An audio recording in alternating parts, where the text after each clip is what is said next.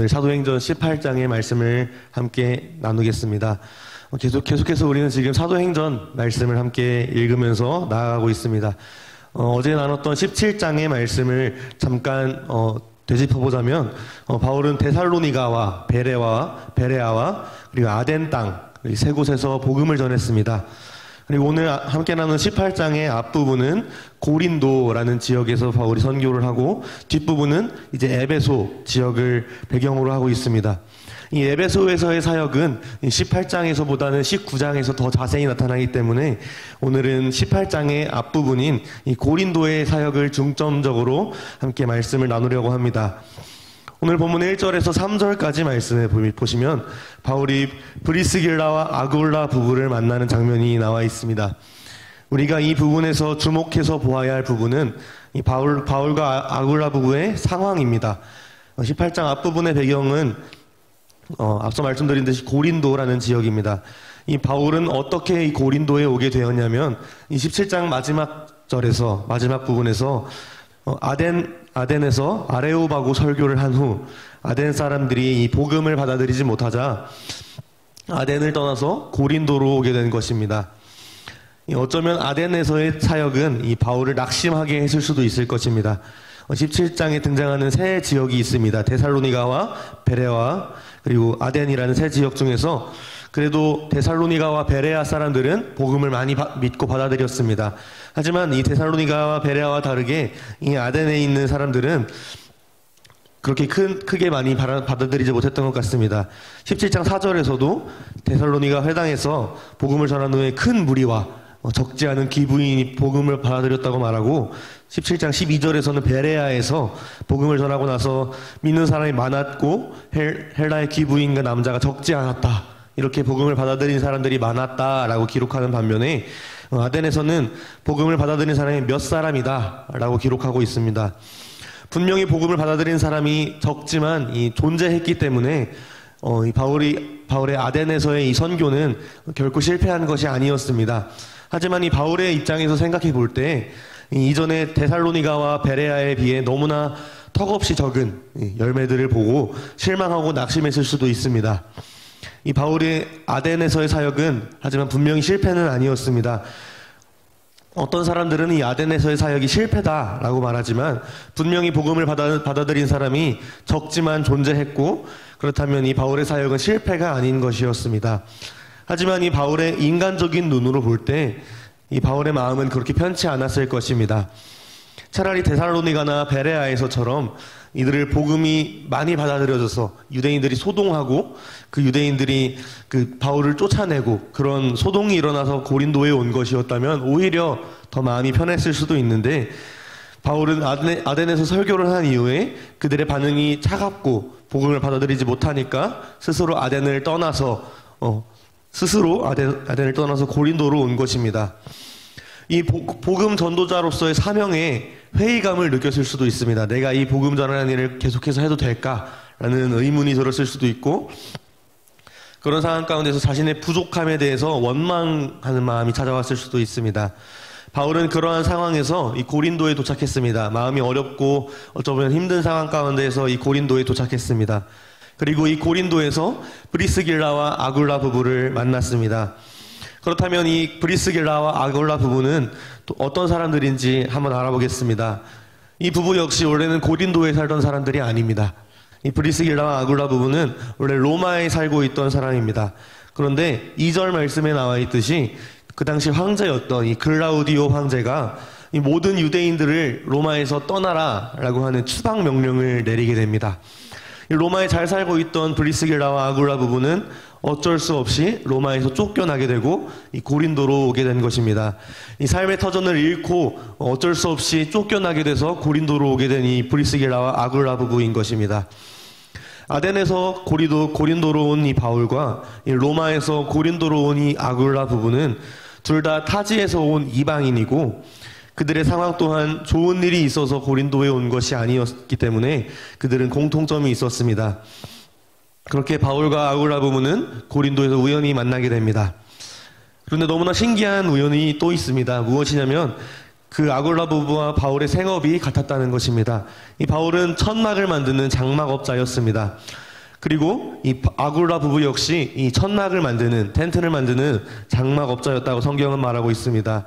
너무나 신기한 이 우연 가운데 이 바울과 아굴라 부부는 고린도에서 만나서 함께 일을 하기 시작합니다. 하지만 방금 제가 우연히 만났다라고 말씀드렸지만 이 하나님을 믿는 신앙인들에게는 결코 우연이 없다는 것을 우리는 알아야 합니다. 우연이 없다라는 말을 다른 말로 하면 하나님의 섭리다라고 표현할 수 있습니다. 이 하나님의 섭리는 무엇이냐면 모든 일이 일어나는 데에 하나님의 허락하심이 필요하다는 것입니다. 인생에 일어나는 그 수많은 좋은 일과 나쁜 일이 있습니다. 그 모든 일들의 원인이 하나님께 있는 것은 결코 아닙니다. 하나님의 계획일 수도 있고 인간의 어떤 잘못이나 인간의 인과응보에 의한 어떤 결과일 수도 있지만 우리에게 일어나는 그 모든 일이 결국에는 하나님이 허락하셔야 일어나는 일이라는 것을 우리는 알아야 합니다. 하나님이 계획하시고 일하신 일이 찾아올 수도 있는 것이고 사람이 한 일에 대한 결과가 원인이 되어서 다시 한번 상황이 전개될 수도 있지만 분명한 것은 이 내 인생 가운데 찾아온 이 모든 상황이 하나님이 계획하셨든 사람의 잘못이든 나의 죄에 대한 결과이든 상관없이 하나님이 허락하셔서 일어나신 일이라는 것을 우리는 분명히 기억해야 합니다. 이 하나님의 섭리에 대해서 로마서 8장에서는 모든 것이 합력하여 선을 이룬다 라고 표현을 하고 있습니다. 좋은 일, 나쁜 일, 하나님의 일, 사람의 일 할 것 없이 우리 삶에 찾아온 일이라면 이미 하나님께서 허락하신 일이고 하나님께서 우리의 삶에 그 일들을 허락하실 때에는 적어도 우리 눈에는 좋은 일이고 나쁜 일처럼 보일지 몰라도 하나님의 눈에는 그 모든 일이 우리에게 좋은 일이었기 때문에 허락하셨다는 사실입니다. 이 아덴을 떠나서 고린도에 도착해서 다시 사역을 시작해야 하는 이 상황인 바울과 이 황제의 추방 명령으로 고린도까지 와서 어려운 상황을 겪어서 고린도에서 다시 생업을 시작해야 하는 이 아굴라 부부가 만났을 때 비로소 그들의 고린도 사역이 본격적으로 시작합니다. 그리고 이 바울과 아굴라는 너무나 든든한 서로의 동역자가 되어줍니다. 이 복음을 알고 예수 그리스도를 믿는 유대인으로서 이거 하나만으로도 굉장한 큰 힘이 되었을 텐데 그들은 생업까지 같았습니다. 하루 종일 붙어서 함께 천막을 만들고 장막을 만들고 밤에는 함께 잠을 자면서 예수님에 대한 이야기, 사역에 대한 이야기를 나눴을 것입니다. 어느 정도로 그들의 사이가 좋았는지 이 바울의 쓴 편지를 보면 알 수 있습니다. 이 로마서와 고린도전서와 디모데후서를 보시게 되면은 끝 인사말에는 항상 아굴라에 대한 문안 인사를 하라는 당부가 적혀 있습니다. 그 정도로 이 바울과 아굴라는 서로에게 든든한 동역자가 되어주었고 동업자가 되어주었습니다. 바울과 아굴라 부부 개인이 볼 때에는 이 황제의 추방 명령과 또 아덴에서의 어떤 낙심되는 이 상황들은 안 좋은 일이었을 수도 있습니다. 안 좋은 상황이었을 수도 있습니다. 하지만 이 바울이 아덴을 떠나지 않았다면 아굴라 부부를 만나지 못했을 것이고 이 아굴라 부부 역시 이 황제의 추방 명령이 떨어지지 않았다면 이 바울은 아굴라 부부를 만날 수 없었을 것입니다. 각자에게 힘들고 어려운 순간이 찾아옵니다. 하지만 그것을 하나님이 선으로 바꾸신 것이고 그저 좋은 친구, 좋은 동업자로 끝난 것이 아니라 이 고린도에서의 귀한 사역을 시작하는 것까지 하나님이 이 상황을 열어가십니다. 이것이 바로 하나님의 섭리입니다. 그렇기 때문에 우리는 이 하나님을 신뢰할 수 있습니다. 우리 인생에 어떤 상황이 찾아온다 할지라도 하나님의 섭리와 그 선하심을 아는 우리는 견뎌낼 수 있는 것입니다. 구약 성경에서는 이 요셉이라는 사람이 그런 사람이었습니다.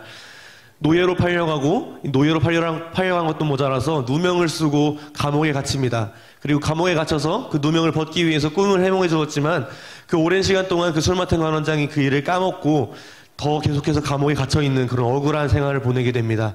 요셉의 입장에서 보았을 때 그 모든 고난은 이해되지 않는 고난이었을 것이고 요셉의 입장에서 보았을 때 그 모든 고난은 내 인생은 끝났다, 실패했다라고 느꼈을 수도 있습니다. 하지만 이 요셉의 나머지 형들이 이 총리가 된 애굽을 다시 찾아왔을 때 그 요셉의 고백은 확실하게 하나님의 섭리와 하나님의 선하심을 고백하고 있습니다. 당신들이 나를 이곳에 보낸 것이 아니라 하나님이 나를 이 애굽 땅에 보내셨습니다. 나를 먼저 이 애굽 땅에 보내신 것입니다 라고 고백하고 있습니다. 우리에게 찾아오는 그 모든 일들, 좋은 일이든 나쁜 일이든 그것이 어떠한 것이든지 상관없이 하나님은 좋은 것으로 바꾸실 하나님이시라는 것을 신뢰하는 여러분 되시기를 축복합니다.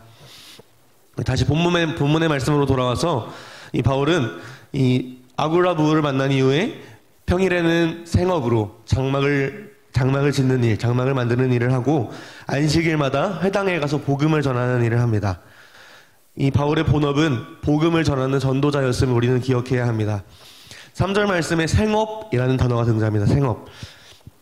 바울의 생업은 천막을 만드는 사람이었고 아굴라의 생업 역시 천막을 만드는 사람이었습니다. 하지만 바울의 본업이 따로 있었다는 것입니다. 본업은 회당에 가서 복음을 전하는 일이었고 거리에 나가서 이방인들에게 복음을 전하는 일이었습니다.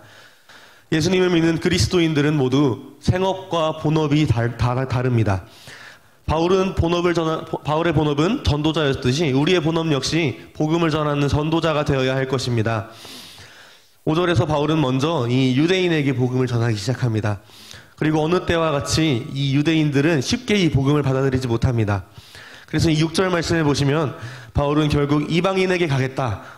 당신들이 복음을 받아들이지 못한다면 나는 이방인들에게 가겠다. 당신들이 십자가에 못 박은 그 예수에 대해서 책임은 당신들이 져야 한다 라고 말하면서 이방인들에게 가게 됩니다.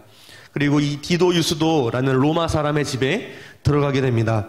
이 바울은 이 디도 유스도라는 사람의 집에 옆에 있는 회당장인 그리스보에게까지 이 복음을 전하고 많은 고린도 성도들에게 세례를 주었다라고 말하고 있습니다.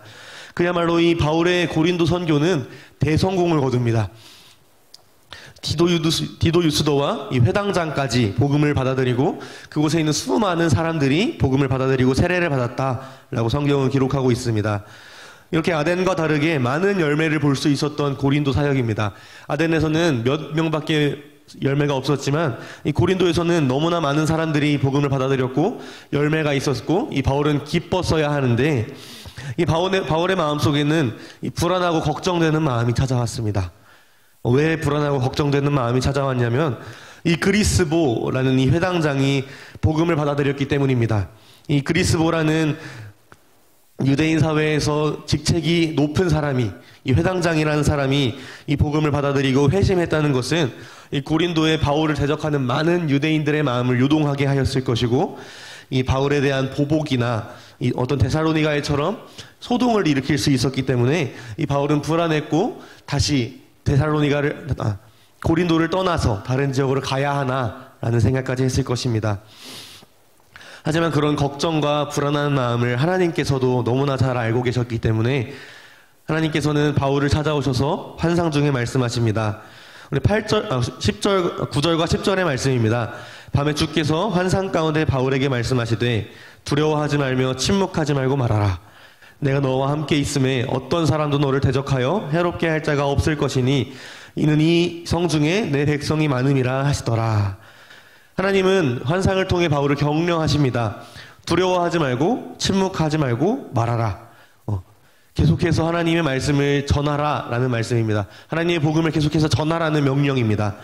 그리고 내가 너와 함께 있음에 어떤 사람도 너를 대적하지 못할 것이다 라고 하면서 하나님께서 바울에게 힘을 주고 계십니다.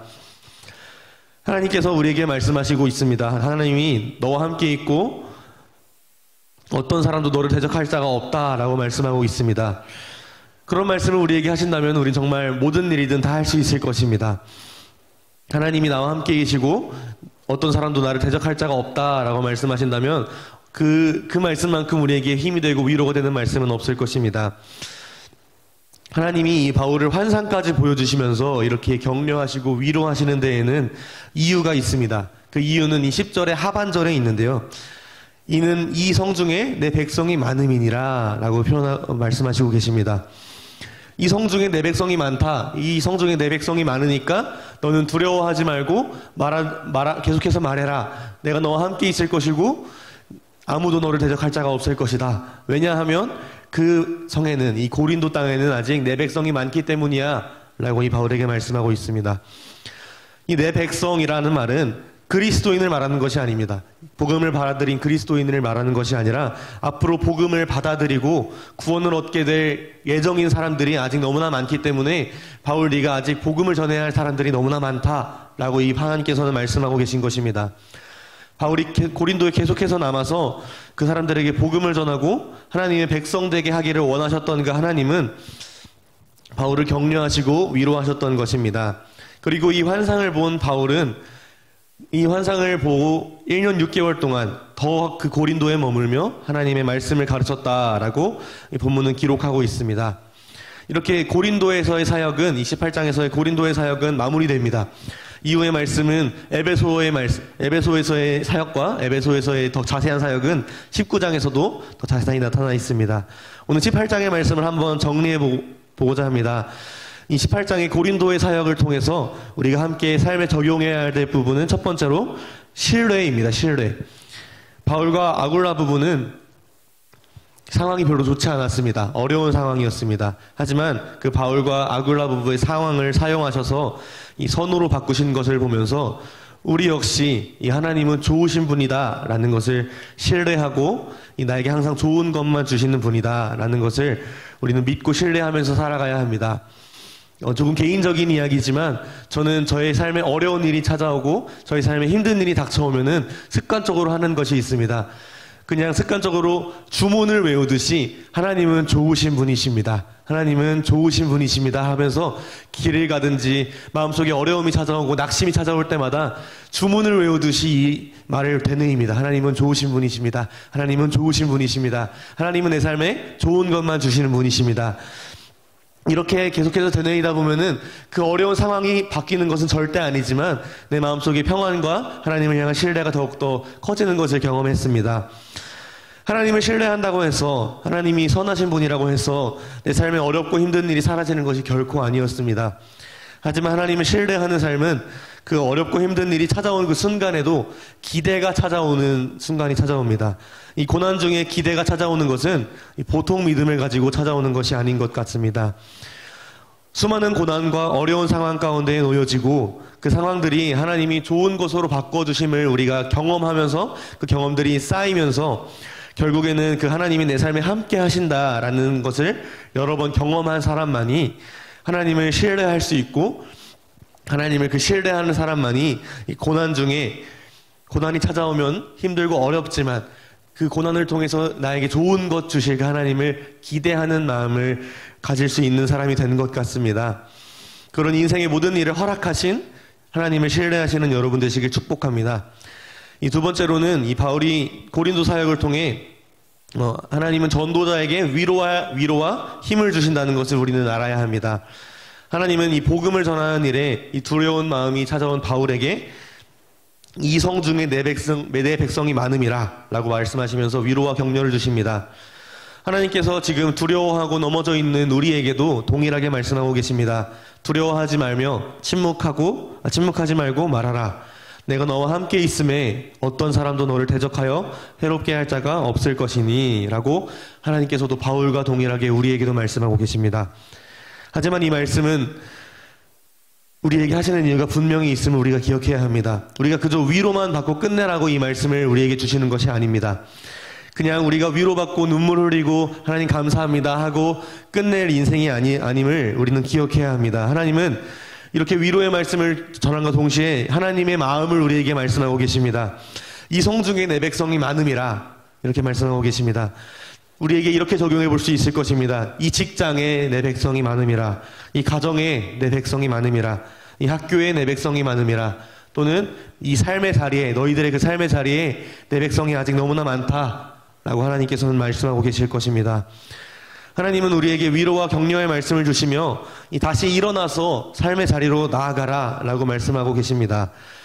아직 하나님을 알지 못하는 사람들에게 이 복음을 전해서 하나님의 백성 되게 하라라는 이 막중한 사명을 오늘 우리는 우리에게 맡겨진 이 일터에서 또는 학교에서 가정에서 이 삶의 모든 자리에서 이 복음을 전하는 전도자의 삶을 살아내는 우리 주님의 귀한 일꾼들 되시길 주님의 이름으로 축복합니다.